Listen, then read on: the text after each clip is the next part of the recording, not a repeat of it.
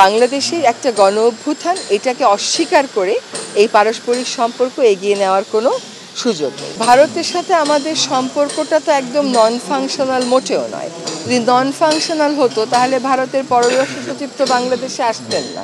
ভারতের পররাষ্ট্র সচিব বাংলাদেশে এসে আমাদের মাননীয় প্রধান উপদেষ্টার দেখা করে গেছেন এবং তারপরে আপনারা দেখছেন যে একটা রাজনৈতিক কারণকে কেন্দ্র করে আমাদের সম্পর্কের মধ্যে যে একটা মেঘ এসেছিল, আমাদের উভয়ের স্বার্থেই এই মেঘকে সরাতে হবে এবং সেই প্রক্রিয়াটা শুরু হয়েছে।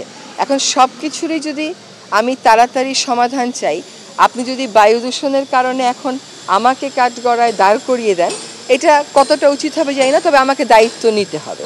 দায় কতটুকুন দেব সেটা আপনাদেরকে চিন্তা করতে হবে। 53 বছরের বায়ু দূষণ যদি আমাকে বলেন 4 মাসে সব ফিক্স করে দেন, আমাকে বলে দিতে হবে যে একটু এটা দিয়েও বলে সাহায্য করেন যে আপা এই কাজগুলো করলে এটা হয়ে যাবে, বা বিশ্বে ওরকম এই কাজগুলো করে 4 মাসে বায়ু দূষণ নিয়ন্ত্রণ করা যেতে যায় না।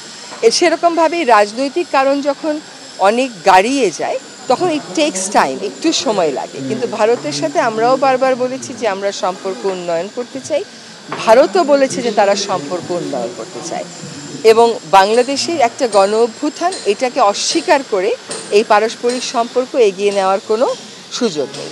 এখন গণ অভ্যুত্থানের বিষয়টা যখন তারা বিবেচনায় নিয়েছে এবং স্বীকার করছে এবং তারা এটাও বলছে যে অনেক রাজনৈতিক বক্তব্য তারা আগের মতন করে আর মানছে না, আমি মনে করি যে সম্পর্ক উন্নয়নের একটা ক্ষেত্র তৈরি হয়েছে।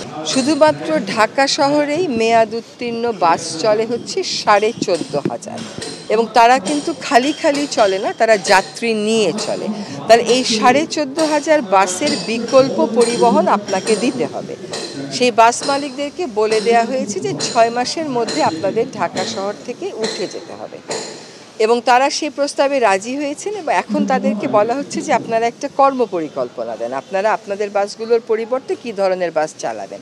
এখন তাদের কর্মপরিকল্পনা হচ্ছে যে বাসগুলো নতুন করে রং করে দেবে, তাহলে তার কোনো লাভ হচ্ছে না। হ্যাঁ, আপনি দেখেন আপনি নিজেই কয়টা কাজের কথা বললেন, শুধুমাত্র হচ্ছে বায়ু দূষণের একটা ফ্র্যাকশন আপনি টাচ করলেন, আর বাকি কতগুলো কাজ রয়ে গেছে। আচ্ছা, তারপরে হচ্ছে সরকারের সকল সংস্থা যারা ইট ব্যবহার করে, পোড়ানো ইট, এটার সিদ্ধান্ত হয়েছে 2025 সালের পরে পোড়ানো ইট তারা ব্যবহার করবে না।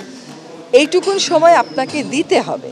এখন এই পোড়ানো ইট যে ব্যবহার করবে না, এটা গৃহায়ন ও গণপূর্ত মন্ত্রণালয়, স্থানীয় সরকার এবং শিক্ষা মন্ত্রণালয়, তারাই সবচেয়ে বেশি ইটের গ্রাহক, তাদেরকে সেখান থেকে সরে আসতে হবে।